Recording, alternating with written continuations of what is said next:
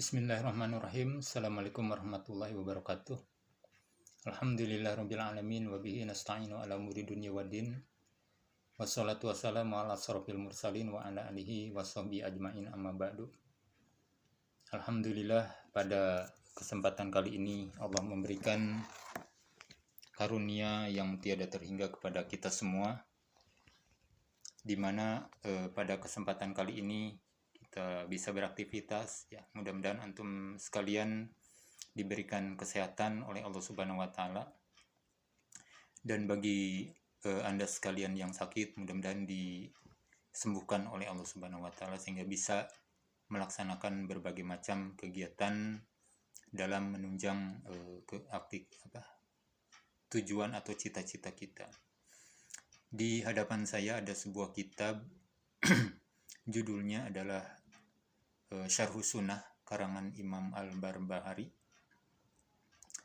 di mana kitab ini merupakan kitab akidah yang walaupun judulnya adalah Sunnah, Syarhus Sunnah, karena rahimahullah sekalian, makna sunnah adalah berbicara tentang akidah. Saya tidak akan berbicara tentang riwayat hidup beliau, ya, karena mungkin Anda sekalian bisa membacanya di dalam internet atau media-media yang lainnya. Saya akan memfokuskan terhadap isi dari kitab ini. Ya, mudah-mudahan bisa ditangkap oleh antum sekalian. Ini dipasang dulu. Di sini Imam Al-Barbahari memulai pembicaraan beliau dengan perkataan Alhamdulillahillazi hadana lil Islam. Segala puji bagi Allah Subhanahu wa taala yang telah memberikan hidayah kepada kita semua untuk berada di dalam al-Islam.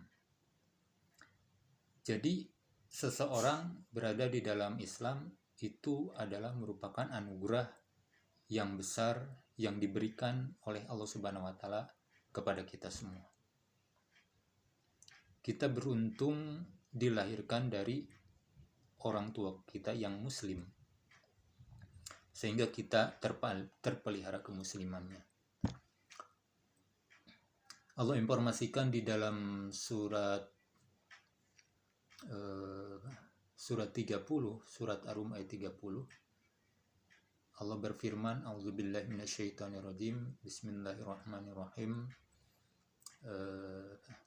Fa'akim wajhaka lidini hanifa, maka hadapkanlah wajahmu pada din yang hanif. Fitratallahu allati fataronasa 'alaiha. Tetaplah kalian di dalam fitrah Allah, di mana Allah Subhanahu wa taala sudah menciptakan kalian dalam fitrah itu. Zalika dinul qayyim, itulah din yang lurus. Jadi rahimahullah sekalian, fitrah itu adalah din yang lurus, dinul qayyim. Apa itu dinul qayyim? Yaitu adinul Islam. Ya, tidak ada yang qayyim, tidak ada yang tegak, yang diridhoi oleh Allah Subhanahu wa taala kecuali adalah agama Islam. Kecuali adalah keyakinan atau beragama Islam. Selain itu tidak diridhoi oleh Allah Subhanahu wa taala. Nah, Allah Subhanahu wa taala menciptakan kita berada di dalam kondisi seperti itu. Berada di dalam kondisi fitrah, berada di dalam kondisi al-Islam. Semenjak kapan itu? Semenjak kita berjanji kepada Allah Subhanahu wa taala di dalam alam sulbi yang disebutkan oleh Allah di dalam surat ke-7 ayat ke-172. Sehingga Rasulullah menginformasikan kepada kita, kullu mauludin yuladu alal fitrah. Setiap bayi yang lahir itu berada di dalam kondisi yang fitrah.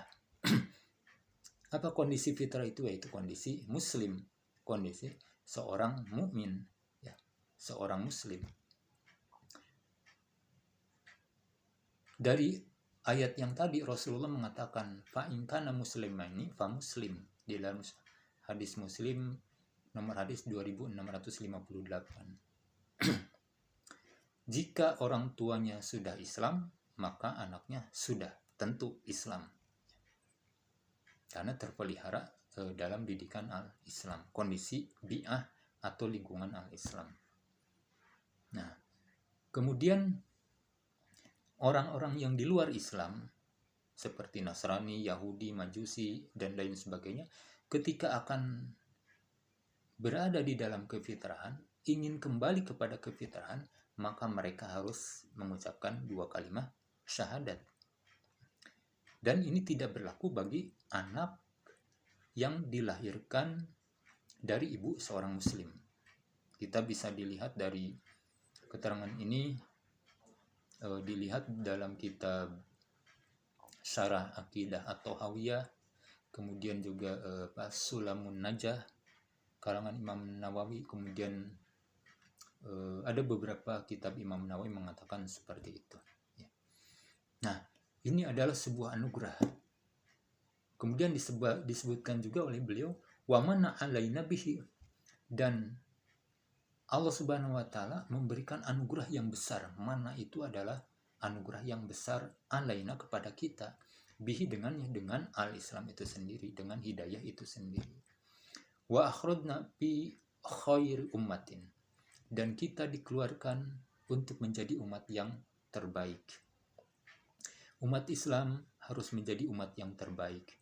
Umat Islam harus menjadi umat yang menjadi uswah bagi manusia-manusia yang lainnya. Sehingga gambaran Islam itu tidak coreng-moreng. Gambaran Islam adalah agama yang mulia, yang dibuktikan oleh perilaku, akhlak yang ditampilkan oleh pemeluk agama Islam itu sendiri. Fanas aluhu taufik lima yuhibbu wa yarda.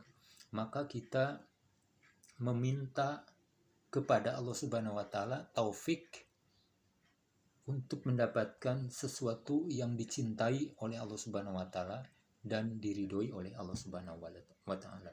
Wal hifdza mimma yakrahu wa yaskhatu.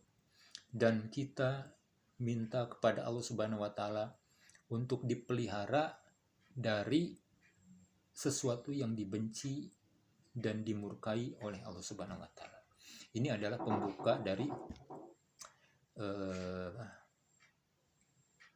kitab Syarh Sunnah yang diungkapkan oleh Imam Al-Barbahari. Kemudian di paragraf yang pertama beliau mengungkapkan, "I'lamu, ketahuilah oleh kalian, annal islama, bahwa sesungguhnya Islam itu huwa as-sunnah, itu adalah as-sunnah." Jadi Islam itu adalah sunnah.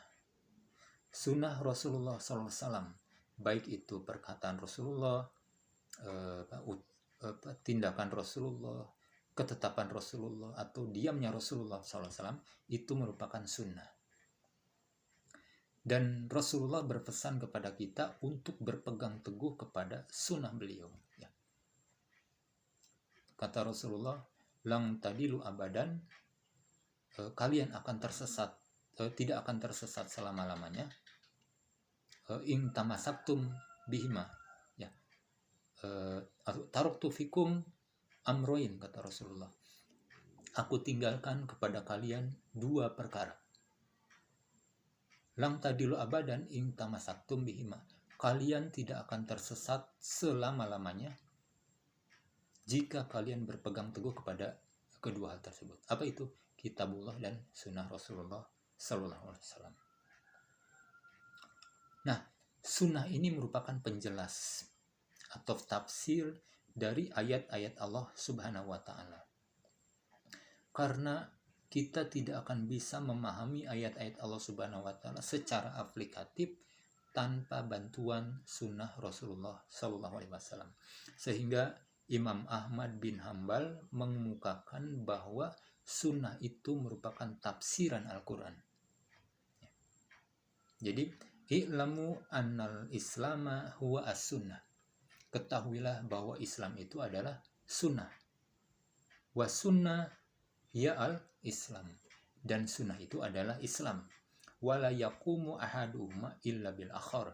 Dan tidak akan tegak salah satu dari keduanya kecuali dengan dukungan yang lainnya. Nah, jadi inilah pentingnya sunnah Rasulullah SAW. Suatu ketika Ibnu Abbas ketika akan berdakwah kepada orang-orang Khawarij, orang-orang yang senantiasa melakukan pemberontakan terhadap pemerintah yang sah, orang-orang yang tidak menyukai atau tidak mengakui pemerintahan yang sah di wilayahnya atau di negaranya, pada saat itu minta izin kepada kepada Sayyidina Ali radhiyallahu an untuk mendakwahi orang-orang Khawarij. Beliau mengatakan, "Ya Amirul Mukminin, fa ana a'lamu bi kitabillahi minhum." Aku lebih tahu tentang kitab Allah daripada mereka. Kemudian Amirul Mukminin Sayyidina Ali radhiyallahu an mengatakan, "Sodakta, kamu benar.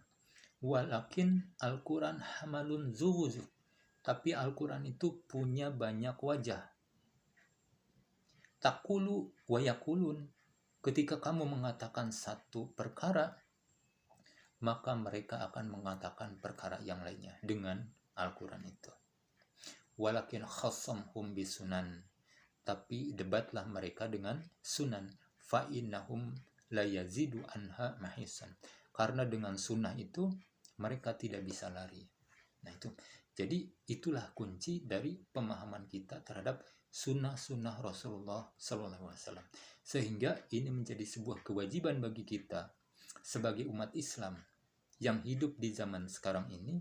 Kalau seandainya kita ingin menjalankan Islam secara benar, maka kita harus menelusuri kembali sunnah-sunnah Rasulullah SAW.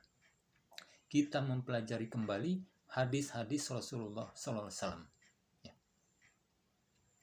Imam Asy-Syafi'i mengatakan, ya, iza sahal hadis fahuwa mazhabi. Jika hadis itu sahih, maka itulah mazhabku. Jadi Imam Asy-Syafi'i melarang umatnya untuk taklid kepada beliau, tapi harus taklid kepada sunnah Rasulullah SAW. Jadi rahimahullah sekalian, seperti itu. Jadi keterkaitan antara Islam dan sunnah itu sangat-sangat terkait, dan Islam juga sunnah juga membutuhkan al-Islam untuk bisa menegakkan Islam, untuk bisa menjalankan ajaran-ajaran Allah Subhanahu wa taala dalam kitabullah. Maka kita harus menjalankan sunnah-sunnah Rasulullah SAW. Itu saja sementara yang bisa saya sampaikan. Mudah-mudahan bermanfaat. Assalamualaikum warahmatullahi wabarakatuh.